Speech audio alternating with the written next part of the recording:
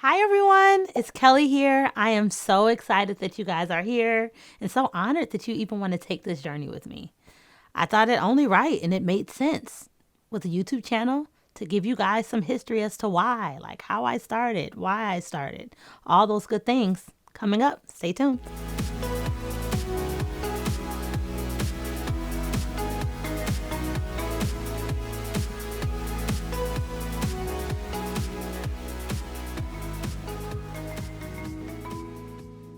So I've got some message and some inquiries, and a lot of you guys have asked, how did I start? Why did I start? My why for starting the business. So I thought it only right to share my story with you. For as long as I can remember, I've always been a very creative person, whether it be singing or dancing or writing poems, acting, and most of all, crafting. Like I've always loved to craft. But at the time, I kind of thought of it as like a hobby, not anything lucrative that I can make a business out of, just something like a pastime hobby that I can do between work or, at the end of the day when things die down. So fast forward all the way to college, I remember my junior year being super overwhelmed and, to be honest, scared, because that's the year that you choose your major credits, like your credits toward like the major of your choice. And I remember feeling like I don't know what I'm supposed to do. There was nothing outside of like crafting and creating that really kind of gave me a thrill. So I remember just being scared, like I don't know what I'm supposed to do. So I ended up choosing an advertising major, which thankfully has come to benefit me currently. But at the time, I chose a major and I just kind of ran with it. And then come senior year, I didn't have any jobs or career lined up. I didn't really even feel like I had any more of a focus back then as I did my senior year. At the time, a major retailer reached out to me and recruited me for their general management program. And I thought, why not? Like, I don't have anything lined up. I need the income. Maybe this would buy me some time till I figure things out. So I went into retail management for about 4 years. And I remember, just as grueling as like the scheduling and the pacing was, thinking, I don't know how long I can sustain this. Like my husband and I were bouncing around the idea of having kids. And I remember feeling like my work-life balance was already suffering. So I was like, okay, well, see how this goes. Well, sure enough, 4 years later, we welcomed our first child. His name was Josiah. And I was just smitten. I mean, from the very beginning, I was just overwhelmed with just like my love and joy and passion of just being around him and being his mom. And now, since I think about it, that was probably my aha moment where it like hit me like, this is what I'm meant to do. Like I'm meant to be a mom. Like I'm meant to, it brought me joy. It was just this all encompassing thought, feeling that was constantly on my mind of just wanting to be the best for him. A year later, we welcomed our daughter, Chloe. And I remember just sobbing at the thought of just going back to work. And of course, going back to work for any parent leaving a new child at home, it's not easy. But I remember just praying and just asking the Lord, like, God, I really want to be at home with my babies. Like, I really want to be home. But at the same time, not feeling like that was possible. When I returned to work, the demand of the job even increased that much more. So I remember having to drop them off at childcare, rushing to work, getting off super late at night, just in time to pick them up, get them fed, put them down to bed, just to do it all over again. And I just remember just saying, like, something has to give. Like, I don't know how much longer I can do this.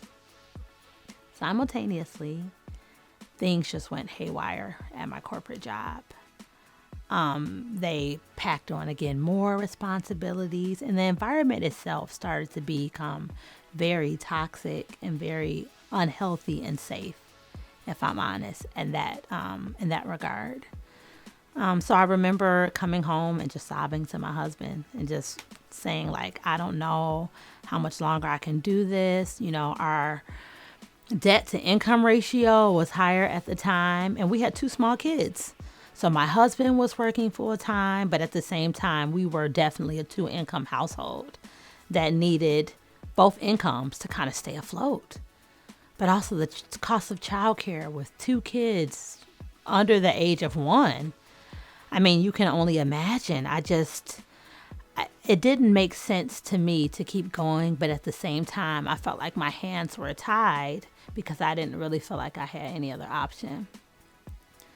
You know, I talked to my husband about it, and he's like, look, you know, your well-being, your mental well-being is important.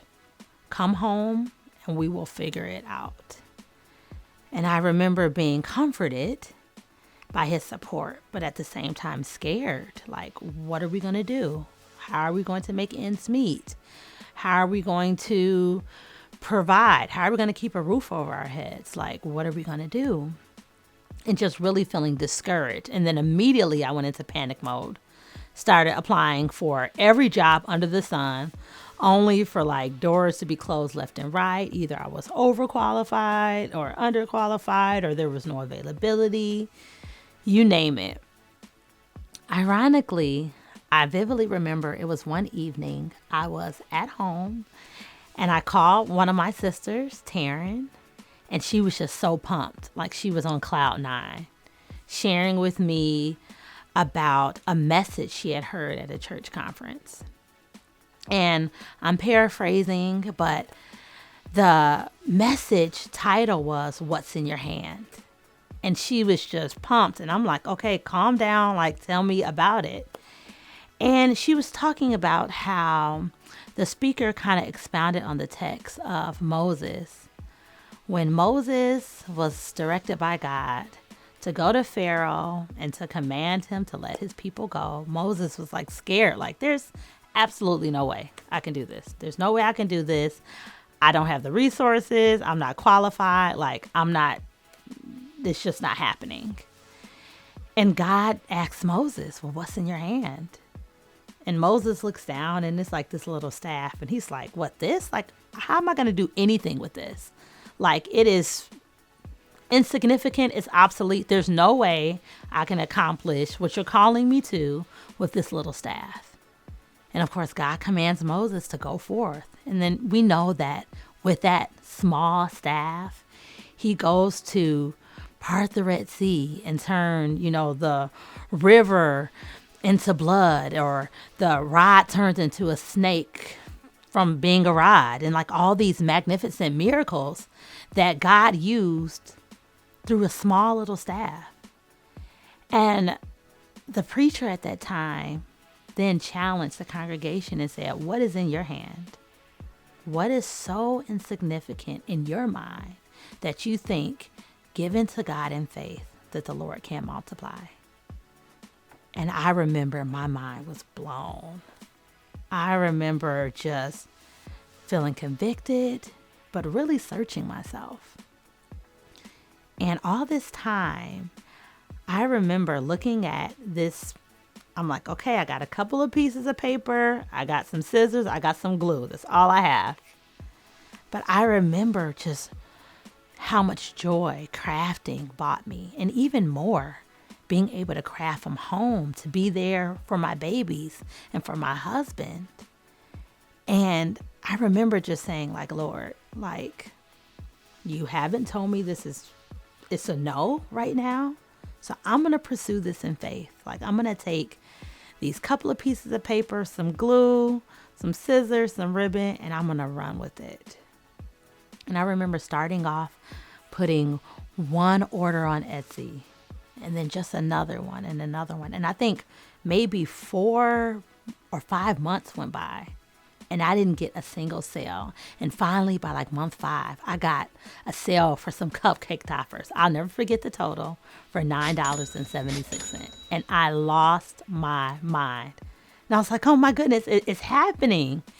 And it just fueled me. And I just kept putting one foot in front of the other, adding more listings, adding more listings, adding more listings, That was November 2015.